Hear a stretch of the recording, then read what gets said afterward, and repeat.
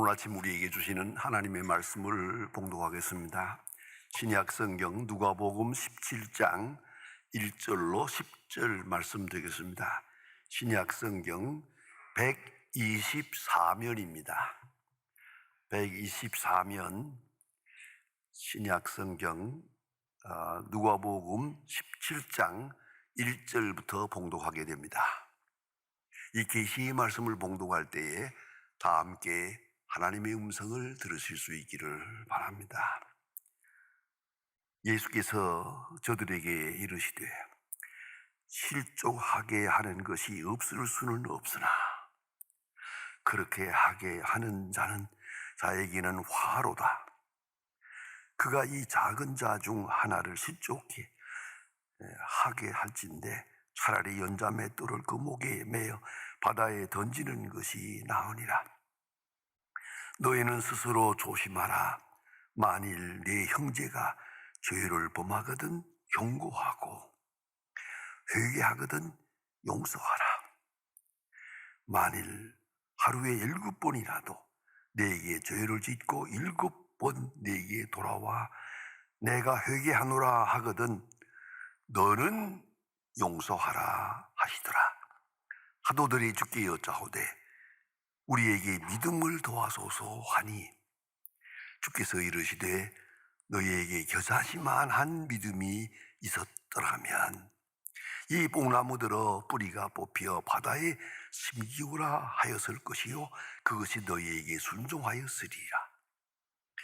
너희 중 누구든지 밭을 갈거나 양을 치는 자 중에 있어 밭에서 돌아오면 그들어 곧 와 앉아서 먹으라 말할 자가 있느냐? 도리어 그들어 내 먹을 것을 준비하고 띠를 띠고 내가 먹고 마시는 동안에 수종 들고 너는 그 후에 먹고 마시라 하지 않겠느냐? 명한 대로 하였다고 종에게 감사하겠느냐? 이와 같이 너희도 명령받은 것을 다 행한 후에 이르기를 우리는 무익한 종이라. 우리가 하여야 할 일을 한 것뿐이라 할지니라. 아멘. 제가 소망교회에서 목회할 때 언젠가 한번 참 난감한 일을 만난 일이 있습니다. 그건 어떤 젊은 부부가 부부 생활을 하다가 도저히 더 이상 살 수가 없어서 다투다가 목사님 앞에 가서 해결하자. 그리고 두 부부가 제 사무실에 왔습니다. 그러니까 가정 상담을 하게 된 것이죠. 그런데 그 부인은 절대로 못 산다는 겁니다. 아무래도 헤어져야 되겠다고 그러는 거고요. 남편은 그런 대로 같이 살자고 자꾸 조르는 겁니다. 이런 상태에서 지금 제가 상담을 하게 되는데 한 30분 동안 그 부부가 서로 이야기하는 것을 제가 잘 들었습니다. 듣고 나서 마지막으로 그 부인에게 말했습니다. 어린애도 둘이나 있고 한데 웬만하면 그저 참고 살아가는 것이 옳지 않겠느냐라고 말했습니다. 그랬더니 그 부인이 하는 말입니다. 아닙니다. 믿음이 무너졌습니다. 난 이 사람이 하는 말을 믿을 수가 없어요. 이 사람이 하는 말을 믿을 수만 있다면 살겠습니다. 믿음이 그대로 송두리째 무너졌는데 내가 어떻게 살겠습니까? 하는 이 얘기를 들으면서 그렇다. 믿음이 중요하다. 믿음이 끝나면 끝난 거다. 그런 느낌을 받았습니다. 믿음의 문제입니다. 믿음이란 믿는 믿음이 있고 믿어지는 믿음이 있습니다. 여러분, 웬일인지 믿을 만한 게 못 되는데도 자꾸만 믿어져요. 그냥 믿어지는 거예요. 그래서 결혼한 거예요. 그런데 어느 순간에 한번 딱 금이 간 다음에는 믿어지질 않아요. 어떤 말도 어떤 사건으로도 믿음이 생기질 않습니다. 그리고 믿음이 없다면 그러 인간 관계는 다 끝난 거죠. 이걸 잊지 말아야 합니다. 그러니까 믿는 믿음, 믿어지는 믿음, 여기에 신비로운 논리가 있습니다. 신학적으로 좀 정리하자면은 하나님께서 우리를 구속하시기 위하여 거룩한 역사를 이룰 때 그 하나님의 계시적 사건을 통하여 우리 사람들을 하나님께로 인도하고 구원하시게 됩니다. 이 계시 사건을 둘로 나눕니다. 하나가 객관적 계시요, 또 하나는 주관적 계시입니다. 객관적 계시라 하면 역사를 통해서 구체적으로 하나님께서 우리에게 다가오는 것이고, 좀 더 구체적으로 말하면 홀로고스 알세기에도 말씀이 육신이 되어 우리 가운데 거하시다, 말씀이 육신이 되어 우리 가운데 오셨다. 이게 객관적 계시입니다.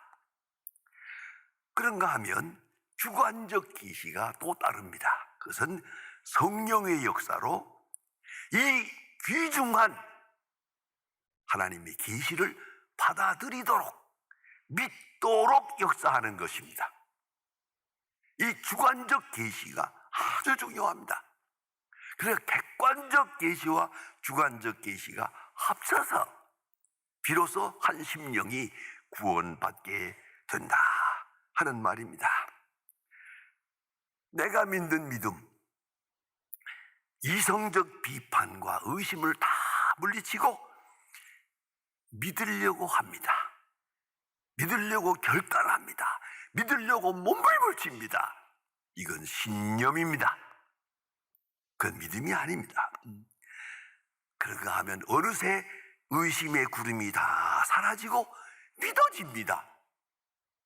오히려 인간적으로 생각하면 믿을 수 없는 일들이 많아 그 가슴 깊은 데서부터 신비롭게 믿어집니다. 계속 믿어집니다. 이것은 은사입니다. 그 내 의지가 아닙니다. 내 마음도 아니라는 걸 잊지 말아야 합니다. 데살로니가 전서 3장 2절에 아주 제가 사랑하는 요절 하나가 있습니다. 믿음은 모든 사람의 것이 아니다 하는 말씀입니다. 믿음은 하나님이 주시는 소중한 선물입니다. 이걸 잊지 말아야 합니다. 내 의지나 내 지식으로 되는 게 아닙니다. 하나님이 내게 믿음을 주시는 겁니다. 믿어지게 하는 겁니다. 그때 믿어지는 것, 그것이 바로 하나님의 구원의 역사입니다. 이걸 잊지 말아야 합니다. 주님께서 우리에게 오선 객관적 계시와 그것을 믿도록 역사해 주시는 성령의 역사, 은사옵시다. 믿음은 은사입니다. 신비로운 것입니다. 하나님의 주도적인 구원 사역의 일환으로 우리 한 사람 한 사람에게 믿음을 주어서 믿게 역사합니다. 믿게 역사합니다. 그것이 바로 믿음입니다. 사람의 의지가 아닙니다. 하나님이 우리에게 주시는 믿어지게 하는 은사입니다. 그런데 예수님과 동행하는 제자들이 예수님과 함께 다니면서 가만히 보았는데 놀라워요. 예수님의 믿음이 너무 놀라워요. 감격하고 놀라고 마침내 고백합니다. 믿음을 도와소서. 짧은 말이지만 그 무슨 말입니까? 예수님에게 있는 믿음 같은 믿음 우리에게도 주소서. 아무래도 이 믿음은 우리의 의지가 아닙니다. 이거 우리가 하는 게 아닙니다. 믿음을 도와소서. 그 예수님의 그 귀한 믿음을 우리에게도 주소서 하는 기도입니다. 믿음을 도와소서 하는 하나의 기도입니다. 네, 여러분 생각해 보세요. 제자들이 얼마나 놀랐겠나. 배를 타고 갑니다. 예수님은 고물에서 편안히 주무시는데 풍랑이 일어났습니다. 이거 막 물이 배로 들어옵니다. 배가 가라앉을 지경이 되니까 예수님을 흔들어 깨우면서, 예수님, 우리가 죽게 된 것을 안 돌아봅니까? 예수님께서 깨어서 하시는 말씀이, 적게 믿는 자들아 어찌 의심하느냐, 책망하시고 바다를 고요하게 하십니다. 깜짝 놀랐습니다. 어찌 이런 일이 있겠느냐. 예수님의 믿음, 그 믿음에 놀랐습니다. 그분입니까? 너무나 재미있는 얘기가 있죠. 마가복음 9장에 보면 예수님께서 병원화 산에 올라가 계실 때 세 제자와 함께 올라갔죠. 9 제자가 산 밑에 있지요. 하룻밤을 지내게 되는데 아마도 9 제자는 산 밑에서 잤을 거예요. 잤을 거예요. 그런데 아침 일찍이 귀신 들린 아들을 가진 아버지가 귀신 들린 아이를 데리고 왔어요. 얘 귀신을 좀 내쫓아 주세요. 이거 병을 고쳐주세요라는 겁니다. 제자들이 전부 나섰습니다. 하나하나 나서가지고 예수의 이름으로 명하노니 나가라, 귀신아 나가라, 나가라 했는데 9 사람이 다 해도 안 나갔어요. 점점 소리 질러요. 점점 발악을 해요. 난리가 났을 때 예수님께서 산에서 내려오셨어요. 왜들 소란하냐. 그때 어린아이 아버지가 말합니다. 내 아들이 귀신 들렸는데 당신의 제자들에게 데리고 왔는데 이걸 내쫓지 못했습니다. 이거 축사하지 못했습니다 라고 말합니다. 근데 예수님께서 말씀하시기를, 믿음이 없는 세대여, 내가 얼마나 너희와 같이 있어야 하겠느냐, 왜 아직도 믿음이 없느냐, 이렇게 개탄하시는 말씀을 하세요. 그리고 이 어린아이를 데려오라.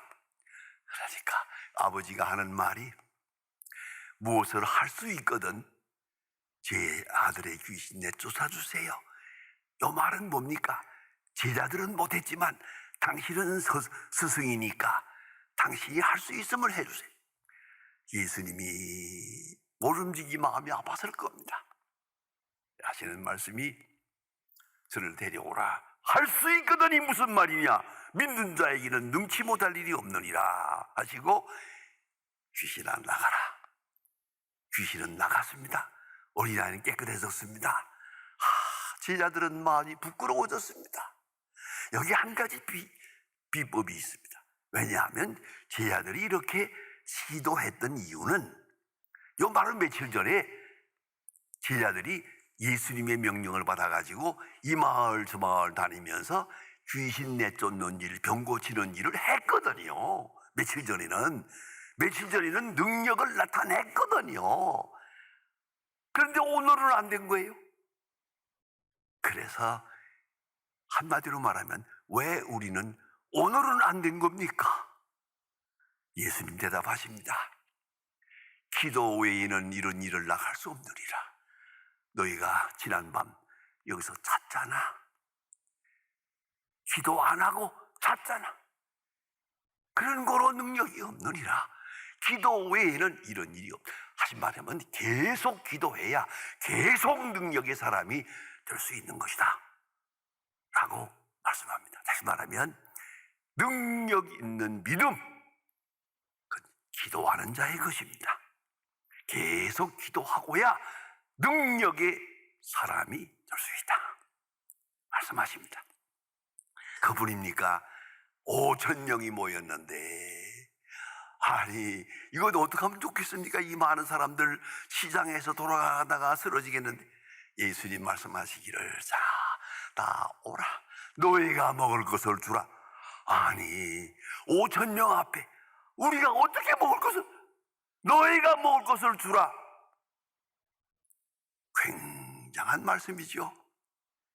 아마도 클라이막스라고 볼 수 있는데, 예수님이 사랑하는 제자 나사로가 죽었어요. 죽은 지 나흘이나 됐어요. 벌써 무덤에 들어갔고 썩어 냄새가 나요. 예수님께서 무덤을 찾아가십니다. 많은 사람과 함께. 그리고 돌 무덤을 옮겨놓으라. 돌을 옮겨놓으라. 아유, 썩어서 냄새가 납니다. 옮겨놓으라. 옮겼습니다. 난 그 장면이 너무너무 놀라워요. 나사로야 나오라 소리 지릅니다. 그 죽은 나사로가 걸어 나옵니다. 굉장한 시간이 아닙니까? 저는 좀 미안합니다만은 엉뚱한 생각을 할 때가 있어요. 만일에 안 나오면 어떡하지? 그래서 저는 못하겠어요. 안 나올까봐. 그런데 아유, 죽은 지 나흘이나 돼서 냄새가 나는데 나오라고 깜짝 놀라세요. 제자들이 놀랐지요. 예루살렘이 놀랐지요. 온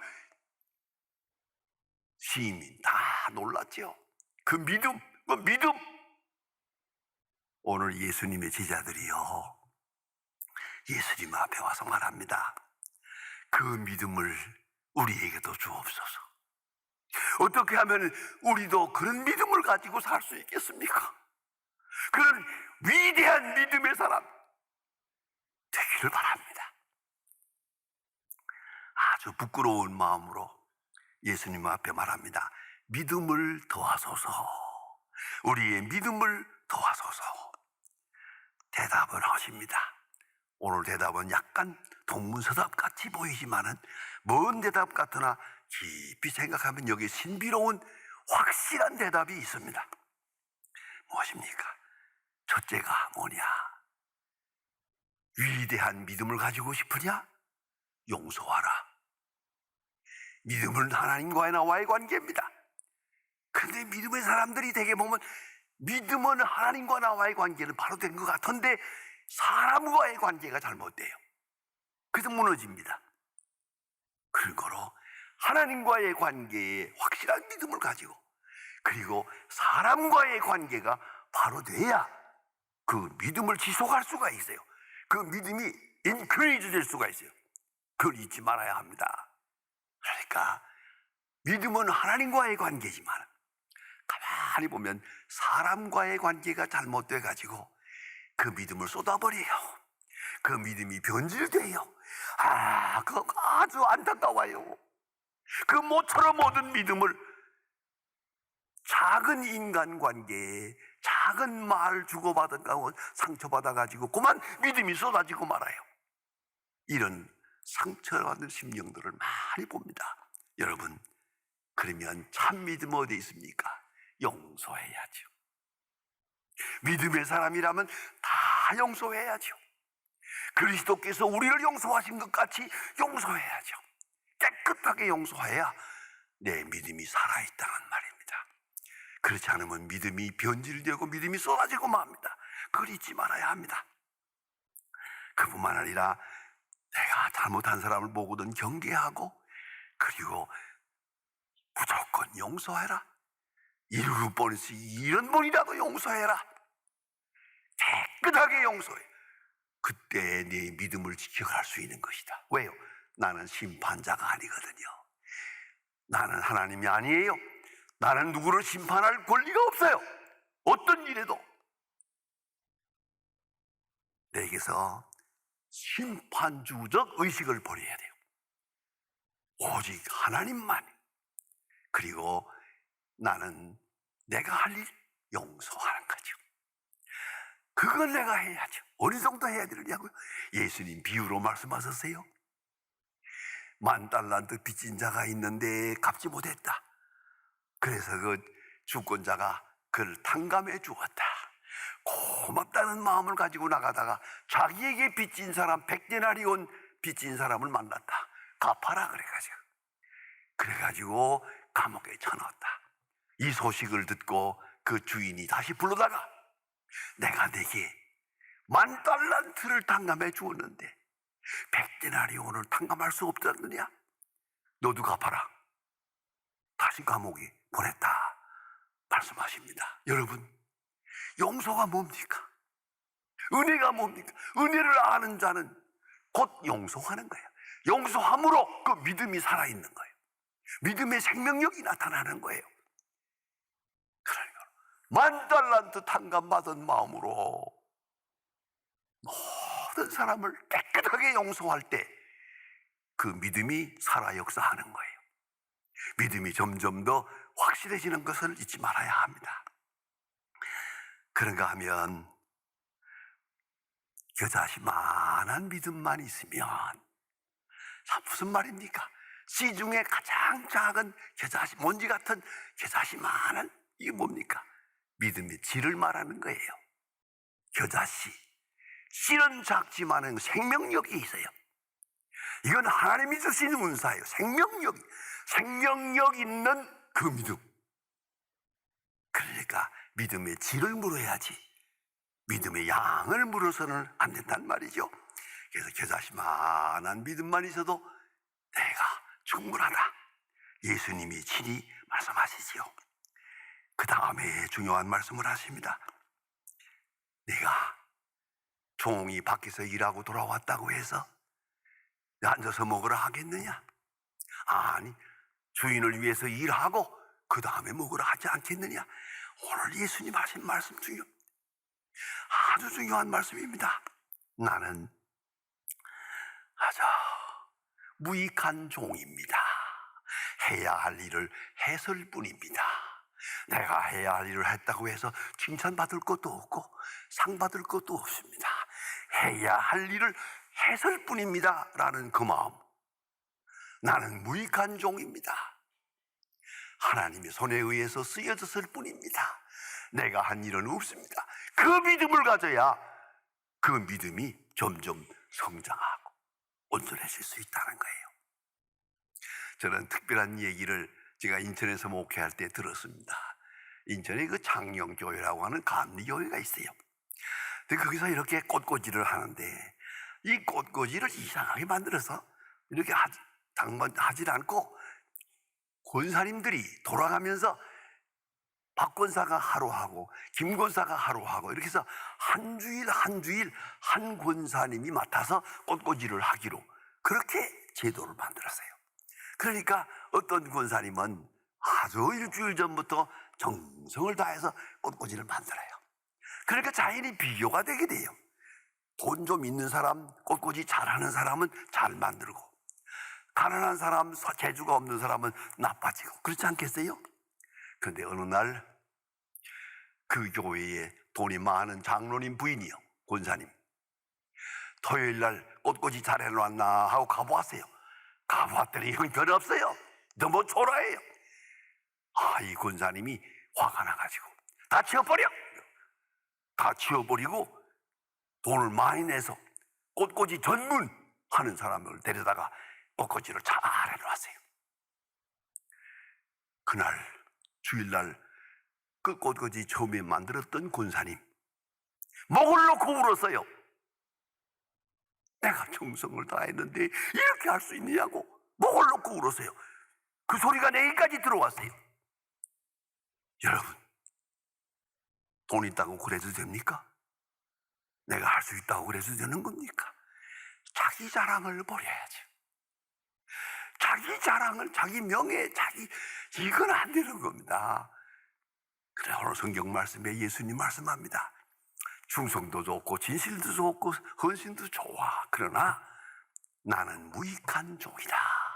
수고를 많이 하고도 나는 해야 할 일을 했을 뿐입니다 하는 그 마음 말입니다. 조금도 우월감이 없고 조금도 자기 자랑이 없는 그런 마음을, 그런 충성, 그런 겸손이 있을 때 믿음이 자란다. 믿음이 자란다. 어느 순간에 여기서 떠나게 되면 믿음이 다 없어집니다. 폭삭 아주 참 아파요. 그렇게 모처럼 키워놓은 믿음이 그 조그마한 자존심 때문에, 조그마한 업적, 조그마한 명예, 그만 확 내려앉는 걸 볼 때 마음이 아파요. 예수님 우리에게 확실하게 말씀합니다. 믿음을 도와소서. 귀중한 믿음을 가지고 싶으냐? 그래, 용서해라. 네가 심판주가 아니라는 걸 잊지 마라. 너는 심판을 받아야 할 존재라는 것. 항상 그런 마음으로. 또한 어떤 믿음이냐고요? 내 의지, 내 신념이 아니고 여자시만한 은사로 주신 믿음, 하나님이 선물로 주시는 생명력 있는 믿음, 그걸 소중히 여겨야 하느니라. 그런가 하면 겸손과 충성으로 대하고, 나는 항상 무익한 종입니다, 나는 아무것도 아닙니다, 그런 마음으로 섬겨라. 그래야 믿음을 더하게 될 것이다. 이 프로그램은 여러분의 미디어 선교 후원으로 제작되었습니다. 선교는 사명, 후원은 동역. 당신도 복음을 전할 수 있습니다. 선교 후원 02-6333-1003번